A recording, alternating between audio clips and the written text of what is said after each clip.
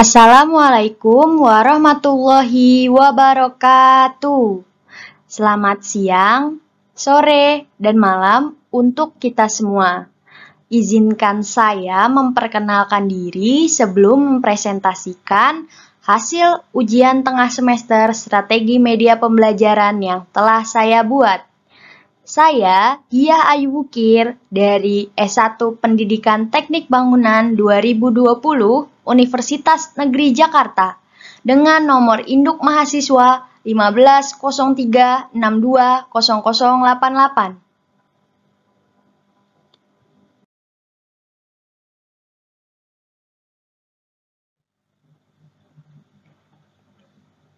Pada ujian tengah semester strategi media pembelajaran ini, saya membuat perencanaan pembelajaran pada mata pelajaran aplikasi perangkat lunak dan perancangan interior gedung KD 3.13. Pada tugas sebelumnya, saya mengambil mata pelajaran yang sama, namun dengan KD yang berbeda.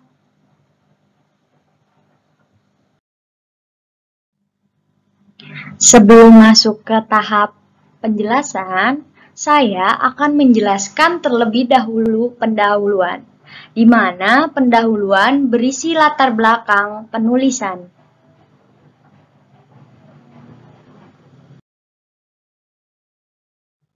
Selanjutnya ada latar belakang.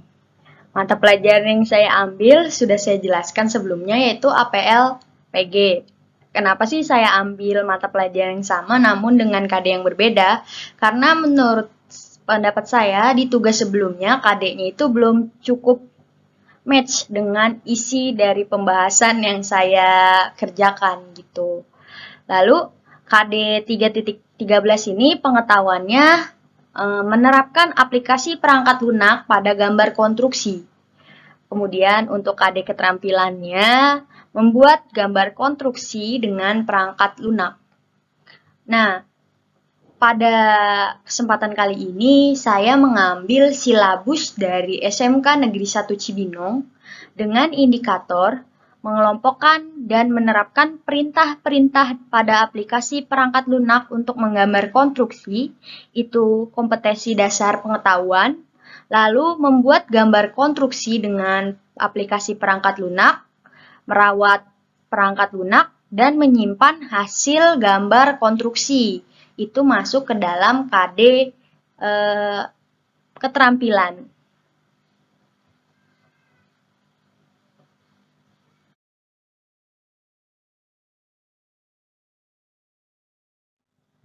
Di slide berikutnya, yaitu mengenai poin pembahasan.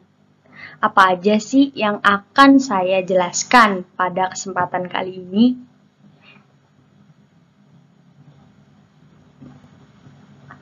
Ada 4 pokok pembahasan yang akan saya jelaskan. Yang pertama, analisis.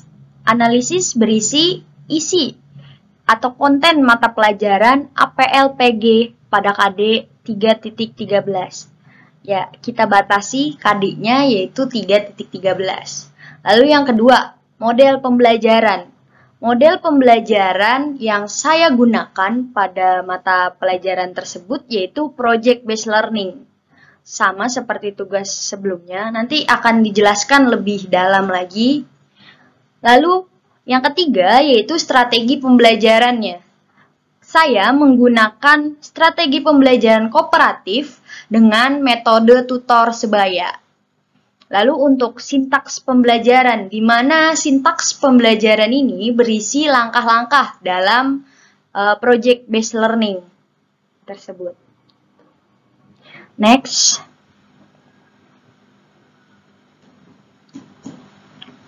Nah,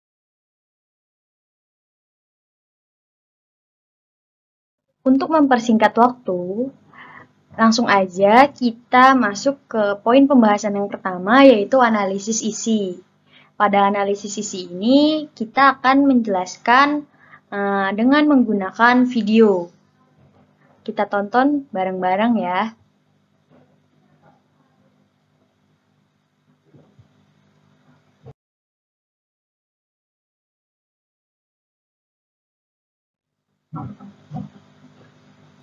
Putra dan Budi 2020 berpendapat, salah satu keterampilan teknis yang akan dimiliki oleh lulusan siswa jurusan DPIB adalah kemampuan menggambar dengan perangkat lunak.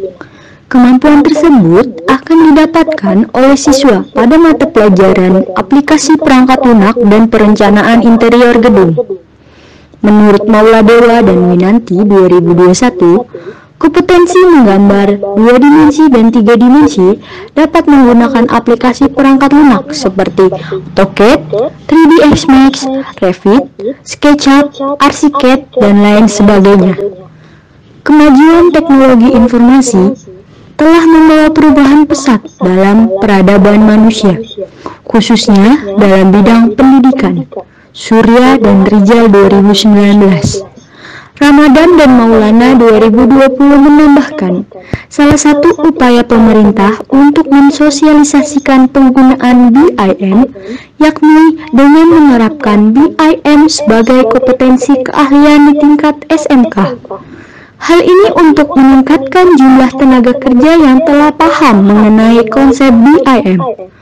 Selain itu, menurut Saputro et al. 2021, BIM adalah representasi evolusi digital dari model 2 dimensi menjadi 3 dimensi dan bahkan menjadi model 4 dimensi, yaitu penjadwalan, dan model 5 dimensi, yaitu estimasi biaya, dengan menggunakan database yang tersedia selama siklus bangunan. Nah, dari video tersebut, kita dapat simpulkan nih bahwa keterampilan yang diperoleh setelah mempelajari aplikasi perangkat lunak, yaitu dapat menggunakan software-software pada mata pelajaran aplikasi perangkat lunak. Lalu, pada saat ini, kita masih menggunakan metode konvensional. Kedepannya, pada mata pelajaran APL ini, dikaitkan dengan kompetensi BIM ini. Makanya secara sarana dan prasarana kita harus mumpuni. Karena BIM ini membutuhkan komputer atau laptop yang lumayan mahal gitu.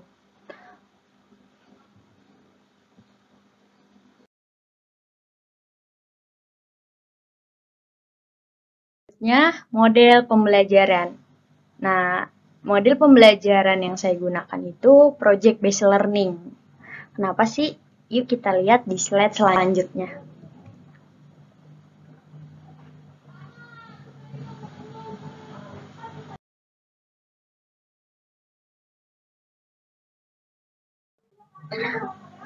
Yang pertama, apa sih project based learning itu? Project based learning adalah sebuah model atau pendekatan pembelajaran yang inovatif, yang menekankan pada belajar kontekstual melalui kegiatan-kegiatan yang kompleks, seperti memberikan kebebasan pada siswa untuk bereksplorasi diri, merencanakan aktivitas pembelajaran, melaksanakan proyek secara kolaboratif, dan pada akhirnya pembelajaran project based learning ini menghasilkan suatu hasil produk. Nah, kita tahu bahwa APLPG ini merupakan mata pelajaran produktif, di mana mata pelajaran produktif ini di akhir harus ada suatu produk. Makanya saya tetap menggunakan project based learning pada UTS ini dan tugas sebelumnya, karena itu hasil akhir project based learning itu sebuah produk, dan mata pelajaran produktif itu harus menghasilkan suatu produk juga. Makanya menurut saya sangat cocok diterapkan gitu. Nah, pendapat saya juga didukung oleh penelitian yang dilakukan oleh Jatmikowati 2020 yang berpendapat PJBL jika dipadukan dengan tutor sebaya dapat meningkatkan kompetensi mata pelajaran APL-PG peserta didik. Lalu, dengan project based learning ini, perlu didukung media pembelajaran. Media pembelajaran harus dioptimalkan dengan pembelajaran di kelas gitu. Jadi, apa sih yang dapat diterapkan gitu dalam media pembelajaran ini? Kita tahu bahwa teknologi media pembelajaran nih belum optimal digunakan. Masih sedikit pendidik yang telah memanfaatkan keberadaan teknologi sebagai media pembelajaran. Nah, dengan merancang pembelajaran APL-PG ini, saya berharap bisa menggunakan teknologi augmented reality dalam media pembelajarannya. Nih, seperti yang ada di gambar ini. Ini adalah bentuk dari teknologi augmented reality. Jadi kita harus membuat logonya dulu nih agar bisa ditampilkan bangunan ini. Penggunaan SketchUp, lalu software-software lain lah. Nanti mungkin akan dijelaskan pada tugas berikutnya ya. Nah, pemanfaatan teknologi augmented reality ini didukung pendapat dari Hidayat dan Bibi 2020 yang berpendapat bahwa teknologi augmented reality dapat digunakan sebagai media pembelajaran untuk mengenalkan bangunan. Match lah jika medianya itu augmented reality.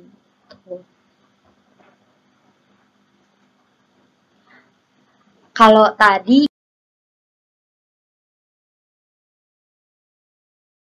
kita bahas kelebihan dari project based learning yang banyak ya jika diterapkan. Nah, PJBL ini memiliki kekurangan. Secara umum, ada 2 garis besar kekurangan PJBL. Yang pertama, kondisi kelas sulit dikontrol.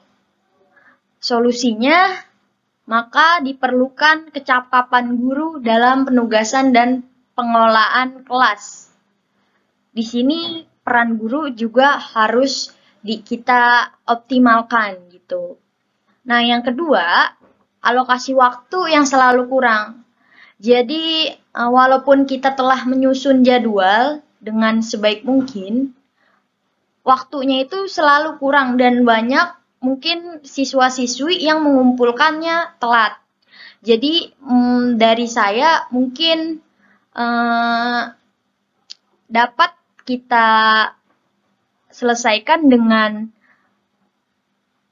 di akhir di pengumpulannya itu dipercepat 1 minggu sebelum deadline-nya gitu. Biasanya nih memang seperti itulah yang diterapkan gitu. Yang ketiga, strategi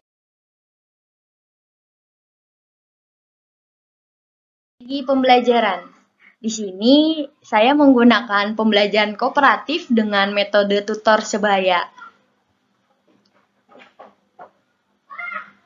Lanjut.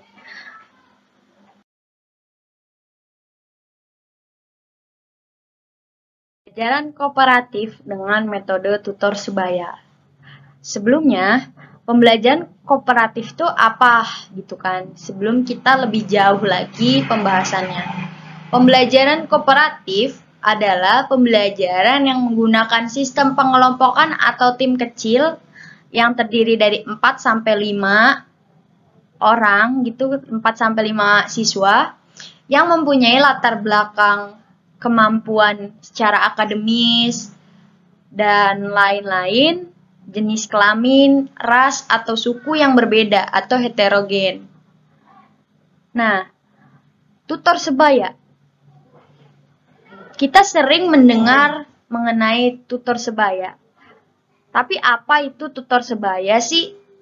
Menurut Amri tahun 2013, halaman 12 dalam Ainur Rohman dan Suprapto 2018, tutor sebaya merupakan salah satu metode pembelajaran kooperatif. Lalu tutor sebaya tuh apa gitu? Tutor sebaya adalah seseorang atau beberapa orang siswa yang ditunjuk dan ditugaskan untuk membantu siswa yang mengalami kesulitan belajar. Apakah ini relevan digunakan pada mata pelajaran APLPG ini? Pembelajaran kooperatif dengan tutor sebaya didukung oleh penelitian Purmadi dan Handayani tahun 2018 yang berpendapat keterlaksanaan pembelajaran peserta didik setelah menggunakan metode tutor sebaya dengan aplikasi perangkat lunak terlaksana dengan baik. Artinya, pembelajaran kooperatif dengan metode tutor sebaya dapat diterapkan pada mata pelajaran APLPG ini.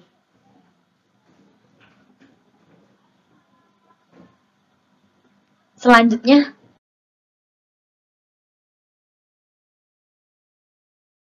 bagaimana seorang guru tuh menentukan tutor sebaya gitu. Pasti yang pertama kepandaian yang unggul, memiliki kepandaian yang unggul. Ini pasti karena tanggung jawabnya berat juga untuk menjadi tutor sebaya itu.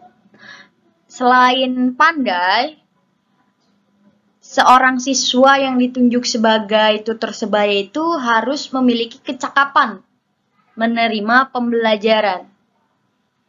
Yang ketiga, kesadaran untuk membantu teman. Nah, ini penting. Yang keempat ini penting, yaitu tidak tinggi hati, kejam, atau keras hati kepada teman yang membutuhkan bantuan gitu. Selanjutnya, harus memiliki daya kreativitas yang cukup untuk memberikan bimbingan yang dapat menerangkan pembelajaran kepada kawannya. Jadi ini harus dipahami setiap guru bagaimana dapat menentukan tutor sebaya. Seperti itu.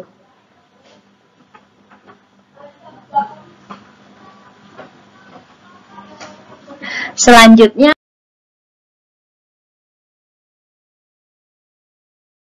sintaks pembelajaran. Jadi, pada sintaks pembelajaran ini dijelaskan melalui foto, gambar gitu, alur.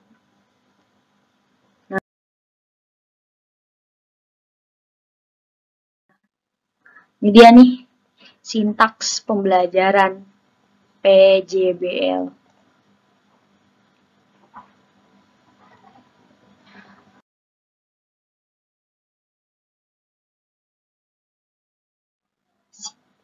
Sintaks pembelajaran PJBL. Dimulai, bisa dicoba. Pertama, dimulai dengan pertanyaan yang esensial.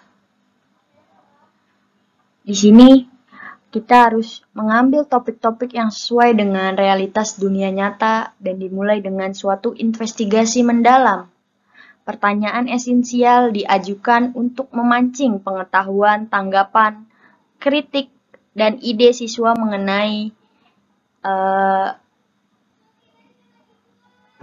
proyek yang diangkat gitu. Yang kedua ada perencanaan aturan pengerjaan proyek. Jadi direncanakan dari awal gitu. Tentang aturan main, pemilihan aktivitas yang dapat mendukung dalam menjawab pertanyaan esensial dengan cara mengintegrasikan berbagai subjek yang mungkin, serta mengetahui dan bahan yang dapat diakses untuk membantu menyelesaikan proyek. Lalu yang ketiga tuh ada membuat jadwal aktivitas. Pasti nih, guru dan siswa secara kolaborasi menyusun jadwal aktivitas agar dapat menyelesaikan proyek. Jadwal disusun untuk mengetahui berapa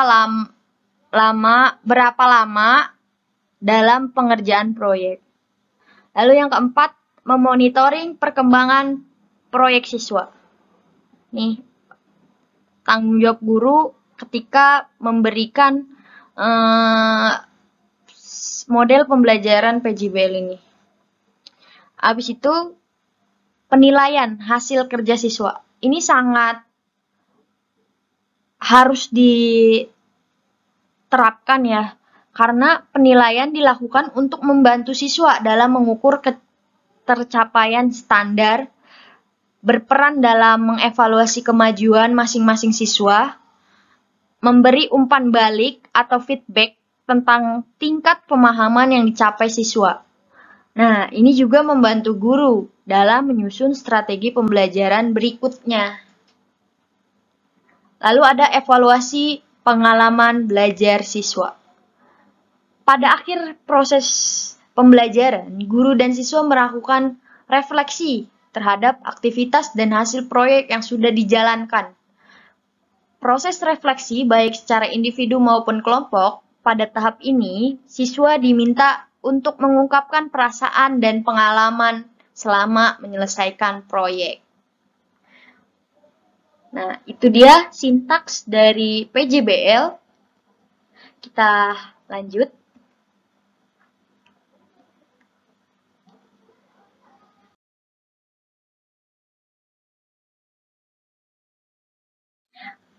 Alhamdulillah kita telah sampai pada slide yang terakhir.